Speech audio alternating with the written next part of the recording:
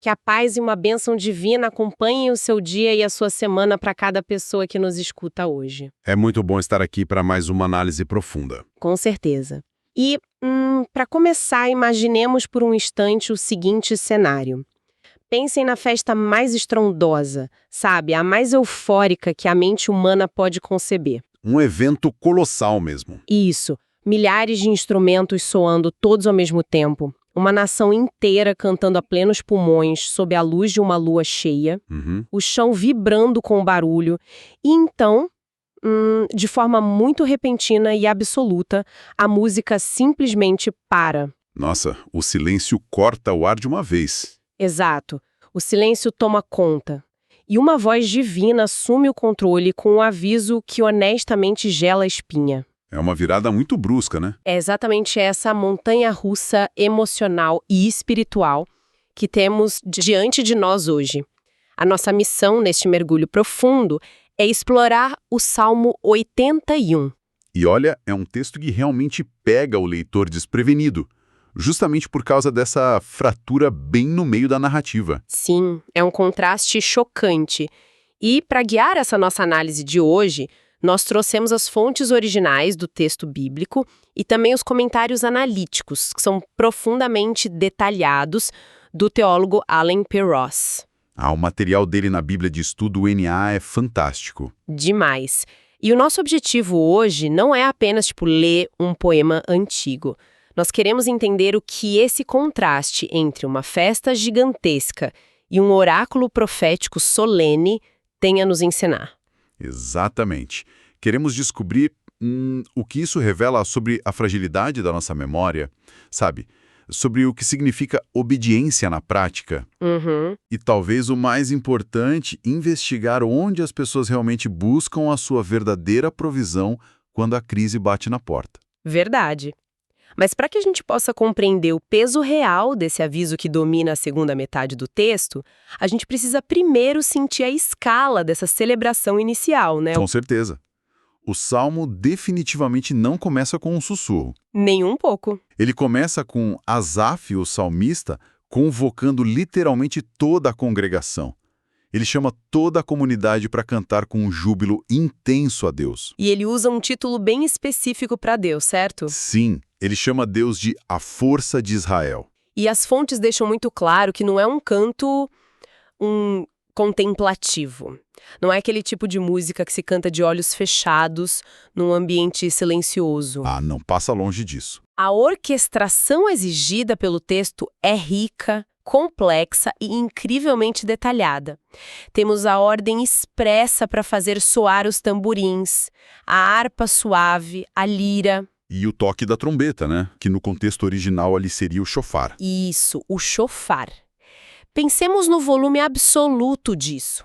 É uma nação inteira sendo convocada para fazer o maior barulho festivo possível. É ensurdecedor. E os registros ainda nos dão o marco temporal exato para esse evento. Ele deveria acontecer na festa da Lua Nova e atingir o seu ápice na Lua Cheia. Exato. E é aqui que entramos num debate teológico e histórico muito rico que o Ross aponta nos comentários dele. Conta mais sobre isso. É que existe uma grande discussão sobre qual seria o cenário exato, o plano de fundo dessa festa toda. Sim, a ocasião específica. Isso. Alguns estudiosos argumentam que o Salmo foi originalmente escrito e utilizado para a Páscoa judaica. Entendi. O argumento deles até faz um certo sentido superficial, porque a Páscoa foi a festa inaugurada lá no Egito. E o grande tema do Salmo 81 é justamente a libertação da escravidão. Certo, vamos desempacotar isso. Porque quando olhamos para a nossa cultura contemporânea, temos inúmeros feriados nacionais. Vários. Dias da independência, datas que marcam grandes revoluções históricas. E, sendo totalmente honesta, para a esmagadora maioria da população, é apenas um dia de folga. A verdade é essa, né? Ninguém acorda no dia da independência pensando profundamente sobre as batalhas do passado. As pessoas só querem, fazer um churrasco, viajar pra praia, descansar. Sim, virou só feriado mesmo. Então, quando lemos sobre essa exigência divina de usar todos esses instrumentos barulhentos, de seguir uma data lunar muito específica, de cumprir um estatuto que era lei desde o Êxodo... Uma regra bem rígida. Exato. A minha dúvida é como a exigência de todos esses instrumentos e dessa data específica funciona como uma espécie de vacina contra a amnésia espiritual coletiva. O que é fascinante aqui é que a música, os instrumentos e a própria estrutura dessa festa não são apenas expressões artísticas casuais. Não é só entretenimento. Não é um show. De jeito nenhum. No contexto do antigo Israel, elas são um memorial estrito. É um mecanismo ordenado pelo próprio Deus para forçar o povo a lembrar da sua libertação. Nossa, forçar a lembrar. Sim. E é por isso que o Ross argumenta que a evidência mais forte não aponta para a Páscoa. Ah, ele discorda daquela primeira teoria. Ele discorda. Ele diz que aponta sim para a festa dos tabernáculos. O texto menciona especificamente o 15º dia do 7º mês. Que seria um período entre setembro e outubro, certo? Exatamente. Esse detalhe do calendário, somado a esse nível extremo, quase catártico de júbilo, e a menção da lua cheia, alinha o texto perfeitamente com os tabernáculos. Mas espera um pouco. A festa dos tabernáculos era uma daquelas peregrinações anuais obrigatórias, não era? Era, sim, uma das principais. Então isso significava parar todo o trabalho no campo, uma interrupção completa da vida econômica de uma nação inteira que era baseada na agricultura. Pois é. Isso soa como um suicídio financeiro. Como uma sociedade sobrevive a isso? E por que a memória de um evento passado exigia um sacrifício econômico e logístico tão radical? É aí que entra a genialidade e a pedagogia divina que o texto revela. A lei estipulava que os homens adultos deveriam deixar suas terras. Terras que ficavam totalmente vulneráveis, né? Sim, vulneráveis. E eles tinham que peregrinar para Jerusalém. Não era apenas um feriado moderno onde você descansa em casa. Era um esforço enorme. Era uma suspensão intencional da autossuficiência. Ao interromper a colheita e a vida comercial, o povo era forçado a confiar. Confiar que Deus protegeria suas terras e proveria para eles. Exatamente como ele fez no deserto. Exatamente.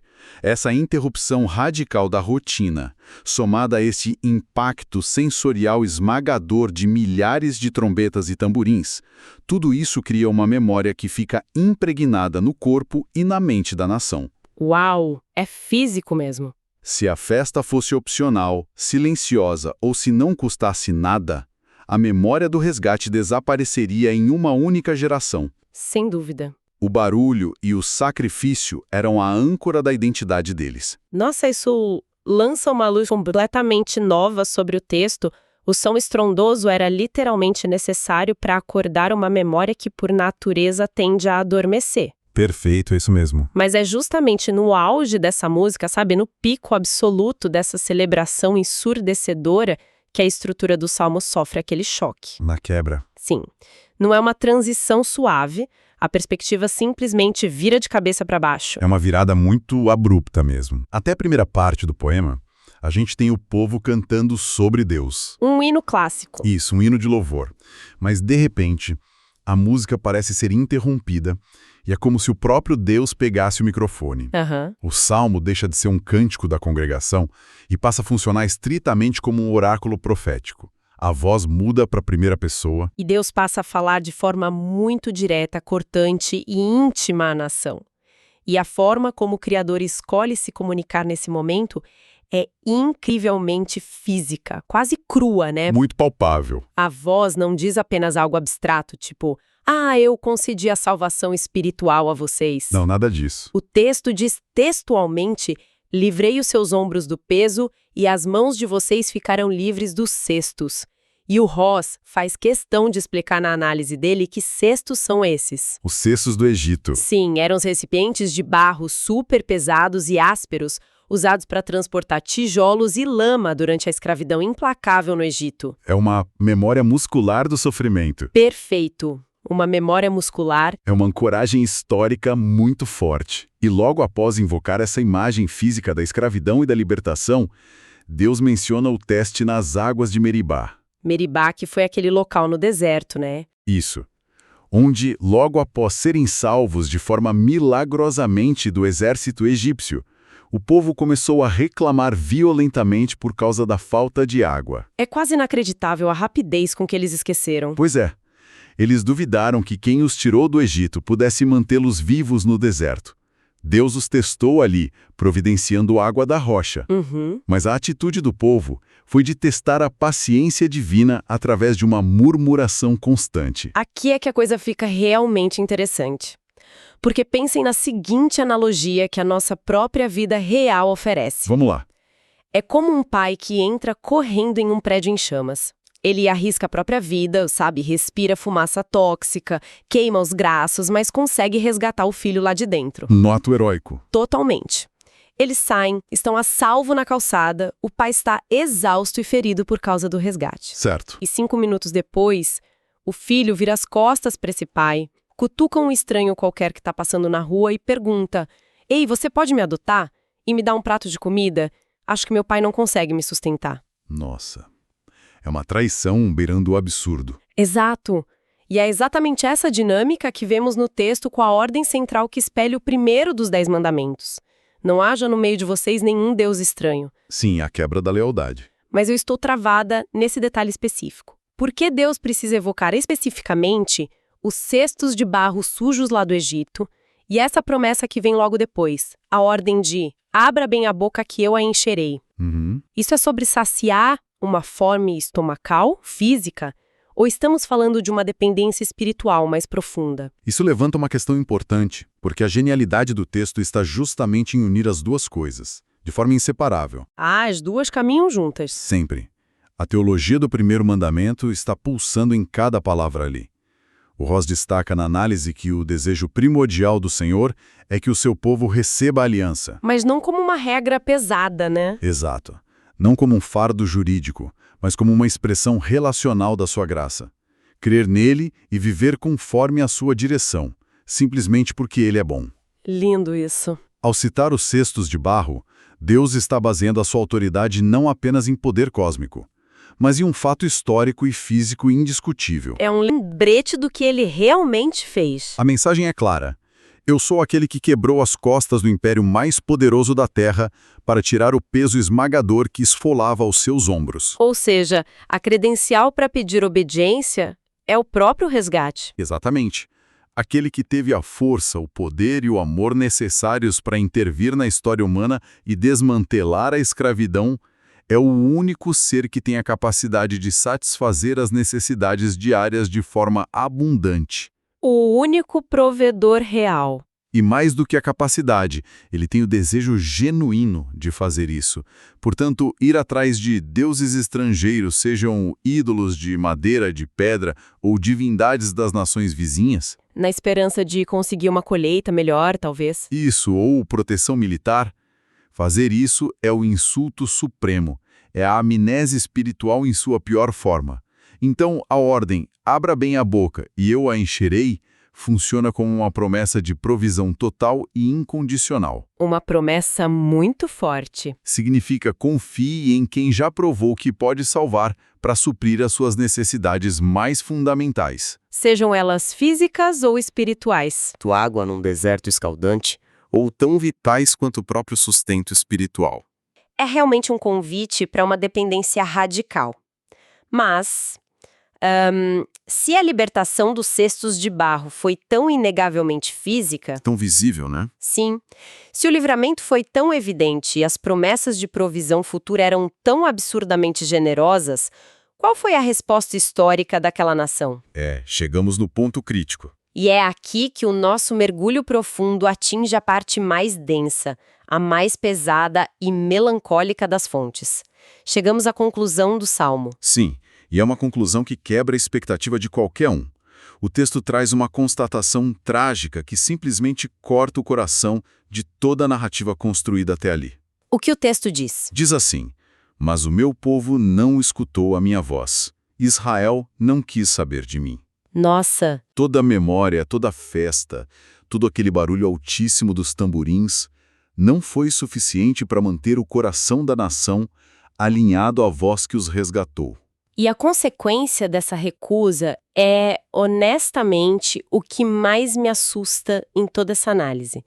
Porque o imaginário popular está muito acostumado a pensar no julgamento divino no Antigo Testamento em termos de, sei lá, espetáculo cinematográfico. A gente pensa logo em cenas de filme. Raios rasgando o céu, fogo e enxofre caindo sobre as cidades, pragas terríveis, mares se fechando sobre exércitos. O julgamento clássico. Mas a punição descrita aqui pelos comentários do Ross é perturbadoramente passiva. O texto diz, assim, deixei que andassem na teimosia do seu coração e seguissem as suas próprias inclinações. Uma punição pelo abandono. Sim, Deus não os fulmina no local com um raio, ele simplesmente cruza os braços e os entrega aos próprios desejos corrompidos. Mas eu tenho que questionar isso. Manda. Sempre fomos ensinados a valorizar a autonomia. A gente quer ser dono do nosso nariz. A sociedade atual ama isso. Por que o comentarista trata essa entrega à própria vontade como o pior cenário possível? Sinceramente, não soa tão terrível à primeira vista. Se conectarmos isso ao quadro geral da teologia que o Ross expõe, perceberemos um paradoxo profundo sobre a própria natureza humana. O castigo pela recusa contínua em submeter-se à voz de Deus é receber exatamente, milimetricamente, aquilo que a teimosia humana exige. Que é a tal da autonomia. Autonomia total, mas sem a rede de proteção divina. O Ross aponta de forma muito clara que isso é Deus permitindo que eles corram a toda velocidade em direção à sua própria destruição. Como um carro sem freio. Exato. A filosofia aqui é que o ser humano, distante do seu Criador, não é verdadeiramente livre. É uma ilusão de liberdade. Total. Fazer tudo o que o coração teimoso deseja não leva à liberdade. Leva o ser humano inevitavelmente de volta aos velhos hábitos, de volta aos cestos de tijolos do Egito. A gente volta para a escravidão sozinhos. Sem a direção divina, a nação se escravizou pelas próprias paixões internamente e logo depois foi escravizada por novos impérios opressores externamente. Faz todo sentido. A verdadeira liberdade, por mais contraintuitivo que pareça para nós hoje, é submeter-se de forma voluntária àquele que liberta. Então, o que tudo isso significa no fim das contas? Significa que entregar uma pessoa à sua própria teimosia, deixá-la governar a própria ruína, é o castigo mais profundo porque a retira do refúgio. É o abandono ao próprio ego, né? Uma definição perfeita. Mas colossal, na forma como o poema é escrito logo depois dessa constatação trágica. E é uma mudança gramatical belíssima, que o Ross faz questão de sublinhar fortemente nos seus comentários. Durante os versos que descrevem a desobediência e a terrível punição passiva, o oráculo fala de Israel na terceira pessoa. Criando um distanciamento. Sim, uma distância fria. Deus diz que eles não escutaram, que andaram na sua teimosia. Mas de forma surpreendente no final do texto, a linguagem sofre um solavanco e muda de volta para a segunda pessoa. Volta a ser íntimo. Incrivelmente íntimo, direto e passional. O texto diz, mas a vocês eu sustentaria. É o famoso se. É uma frase condicional carregada de uma melancolia divina, sabe? Mas que simultaneamente deixa uma porta de esperança totalmente aberta. Exatamente. O texto clama, se o meu povo me escutasse, se andasse nos meus caminhos. E as consequências que viriam dessa obediência, dessa participação genuína e confiante na aliança. Não seriam regras chatas. Não, seriam recompensas imediatas e abundantes. O oráculo promete que, se houvesse escuta, haveria uma vitória rápida e decisiva sobre os inimigos que os ameaçavam, subjugando os adversários. Uma proteção real. E além da proteção militar, promete um sustento luxuoso. Alimentá-los com o trigo mais fino e saciá-los com o mel que escorre da rocha. O mel da rocha. É uma imagem poética belíssima, mas que parece uma contradição física, né? Como a análise teológica nos ajuda a entender o significado prático dessa metáfora? O Ross explica que essa figura literária do mel silvestre abundante, um mel que milagrosamente brota das frestas de uma pedra, é o símbolo supremo da fecundidade brotando em lugares onde a vida parece impossível. Onde não deveria brotar nada. Isso, a rocha, no imaginário bíblico e na própria geografia do Oriente Médio, representa dureza absoluta, a esterilidade, a aridez do deserto, as dificuldades inflexíveis da vida. As fases difíceis que a gente passa. Exato. Mas a promessa de Deus é revolucionária. Através da submissão confiante à sua voz, até mesmo os lugares mais duros, secos e estéreis da experiência humana produzirão uma doçura e uma abundância que não podem ser explicadas pela lógica natural. Uau! A obediência confessa transforma a própria aridez em sustento. É uma reviravolta poética incrível. A mesma rocha que antes foi motivo de murmuração e rebelião lá nas águas de Meribá, onde o povo achou que iria morrer de sede. Onde eles duvidaram de tudo? Sim, essa mesma rocha poderia ser a fonte contínua de mel e doçura se apenas houvesse confiança na voz do provedor. E é absolutamente vital tirar essa lição gigantesca das páginas da antiguidade e trazê-la para o concreto da realidade atual. Para a nossa vida hoje. Exato. Para cada pessoa que nos escuta agora, seja quem está enfrentando trânsito, trabalhando, lidando com crises familiares ou, pressões financeiras. O Salmo, com sua festa inicial e seu oráculo cortante, definitivamente não ficou preso no calendário do passado. De forma alguma. A verdade inescapável é que a humanidade inteira compartilha da mesma natureza. Todos nós temos os nossos próprios cestos de tijolos. Nossos fardos. Todos carregamos memórias de períodos de escravidão, de fardos emocionais pesadíssimos, de vícios que pareciam inquebráveis, de angústias profundas das quais recebemos livramento no passado. Mas a gente esquece rápido. Tragicamente rápido.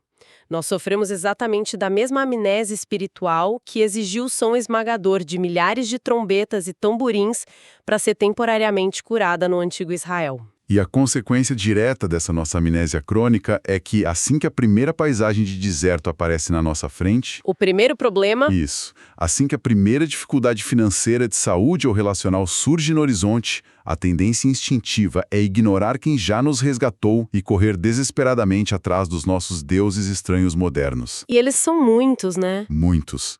O ídolo contemporâneo pode não ser uma estátua de madeira ou uma pedra esculpida. Pode ser a obsessão doentia por ter o controle de todas as variáveis. Achar que a gente resolve tudo. A busca frenética por status como forma de validação, o dinheiro elevado à categoria de salvador absoluto ou qualquer mecanismo de defesa que colocamos apressadamente no lugar do provedor original quando sentimos medo. A gente simplesmente esquece quem foi que tirou o peso esmagador dos nossos ombros lá atrás. Exatamente. E com essa reflexão profunda sobre a nossa própria fragilidade, vamos chegando ao fim desta jornada pelas fontes de hoje. Foi uma análise em tanto. Foi, sim. Mas antes de encerrarmos, queremos deixar um pensamento final, uma provocação diferente que surge nas entrelinhas desse texto e de toda a nossa discussão. É sempre bom sair com algo para pensar. Pois é.